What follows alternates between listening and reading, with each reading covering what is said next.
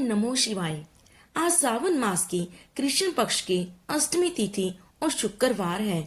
सावन मास की कृष्ण पक्ष की अष्टमी तिथि को काल अष्टमी मनाई जाती है, जिसमें भगवान काल भैरव की पूजा की जाती है।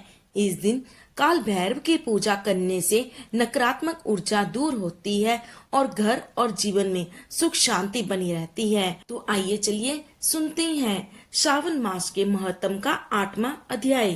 8वां अध्याय बुधवार और बृहस्पतिवार व्रत की कथा। भगवान शंकर बोले, हे सनत कुमार, अब मैं तुमसे पाप को हरने वाले बुध तथा बृहस्पतिवार व्रत को बताता हूँ, जिन्हें श्रद्धा के साथ करने से प्राणी उत्तम सिद्धि को प्राप्त कर सकता है।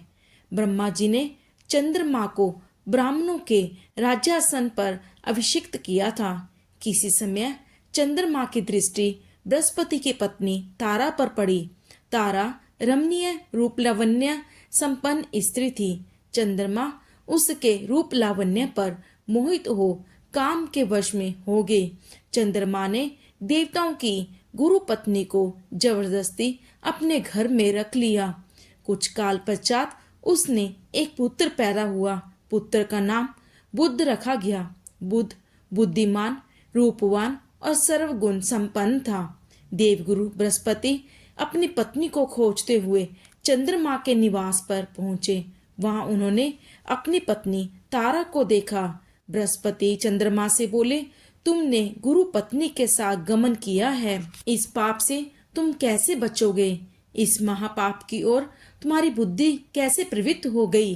अब तुम चुपचाप मेरी पत्नी को मुझे लौटा दो और तुम इस पाप से बचने के लिए प्रायश्चित करो। यदि तुम ऐसा नहीं करते हो तो मैं तुम्हारी शिकायत इंद्र से करूंगा। बृहस्पति के कहने पर भी चंद्रमा उनकी पत्नी को लौटाने को तैयार नहीं हुआ, तो देवगुरु ने राजा इंद्र से चंद्रमा की शिकायत कर दी कि इसने मेरी पत्नी का अपहरण कर लिया है। हे इंद्र, आप देवराज हैं, आप चंद्रमा से कहकर मेरी पत्नी मुझे वापस दिलवाएं। ऐसा न करने पर चंद्रमा ने जो पाप किया है वह आपको लगेगा, क्योंकि राज्य का पाप शास्त्र के अनुसार राजा को ही भोगना पड़ता है। देवराज इंद्र ने चंद्रमा को बुलाया और उसे आज्ञा दी कि तुम देवगुरु बृहस्पति की पत्नी तारा को लौटा दो। किसी दूसरे की पत्नी के साथ गमन करने को पाप माना जाता है तथा गुरु पत्नी के साथ गमन करना महापाप है। देवराज इंद्र का आदेश पाकर चंद्रमा गुरु पत्नी तारा को बृहस्पति को लौटाने को तैयार हो गया, किंतु तारा से उत्पन्न अपना पुत्र मैं वापस नहीं करूंगा। चंद्रमा की बात सुनकर देवताओं को संशय हो गया कि यह किसका पुत्र है। इस बात की पुष्टि तो तारा ही कर सकती है कि यह किसका पुत्र है। देवताओं ने तारा को बुलाकर पूछा, हे कल्याणी, तुम सच सच बताओ, यह पुत्र किसका है?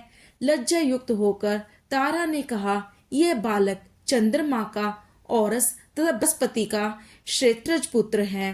अब इसको ठीक समझे, उसे इस बालक को सौंप दीजिए।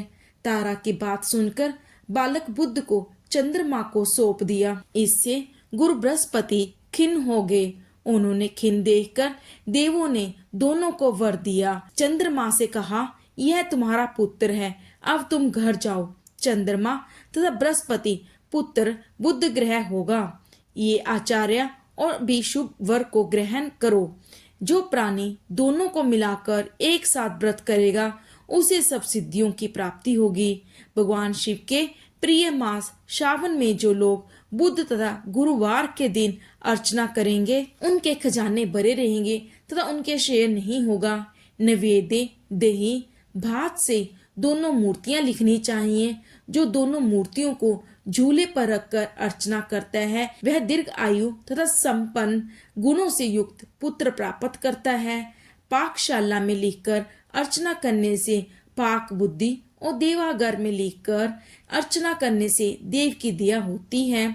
सोने के कमरे में लिखकर अर्चना करने से पत्नी का वियोग कभी नहीं होता।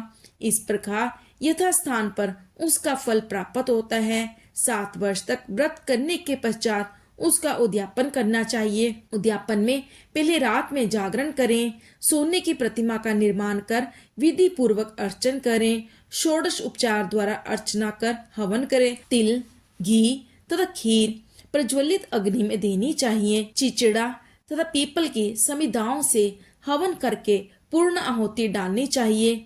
इसके बाद मामा भांजे का भोजन कराकर अन्य ब्राह्मणों को भोजन कराना चाहिए।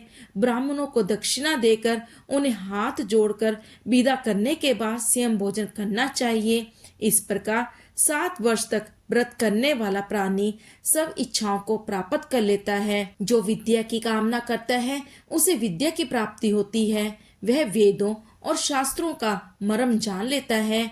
उसे बुद्ध ज्ञान एवं गुरु बृहस्पति गुरुता प्रदान करते हैं। सनत कुमार ने भगवान शंकर से पूछा, आपने पहले मामा तथा भांजे को भोजन कराने का विधान बताया है, इसका क्या कारण है? भगवान शंकर ने कहा, हे सनत कुमार, पहले समय में मामा और भांजा दोनों दरिद्र थे। एक दिन दोनों भोजन के लिए घूमते घूमते एक सुंदर नगर में पहुंचे। उन्होंने वहां प्रत्येक मकान में सावन के महीने में प्रत्येक बार का व्रत करते लोगों को देखा, परंतु बुध और बृहस्पति का व्रत करते नहीं देखा। दोनों मामा भांजे ने बहुत समय तक आपस में विचार किया कि सब जगह सूर्य और अन्य वारों का व्रत हो रहा है, परंतु बुध और गुरु का व्रत देखने को नहीं मिला। अतः हम दोनों बुध और गुरु का व्रत करें तो अच्छा होगा, क्योंकि अभी तक किसी ने भी इन दोनों बारों का व्रत नहीं किया है। यह अनुशिष्ट व्रत है, इसे हम करेंगे। लेकिन विधि विधान ना जानने के कारण दोनों संशय में पड़ गए। तब रात्रि में उन्हें विधि विधान का स्वप्न में पता चल गया। स्वप्न से ज्ञात विधि द्वारा दोनों ने इस व्रत को किया। व्रत करने से वे धन धान्य से संपन्न हो गए। 7 वर्ष तक दोनों मामा भांजे व्रत को करते रहे और वे पुत्र पौत्र धन संपदा आदि से संपन्न हो गए। बुद्ध और गुरु ने प्रत्यक्ष दर्शन देकर उन दोनों को वर दिया कि आप लोगों ने हमारे व्रत का सुविचार किया। आज से जो भी इस व्रत को करेगा और मामा भांजे को पहले भोजन कराएगा, वह उत्तम सिद्धियों को प्राप्त करेगा।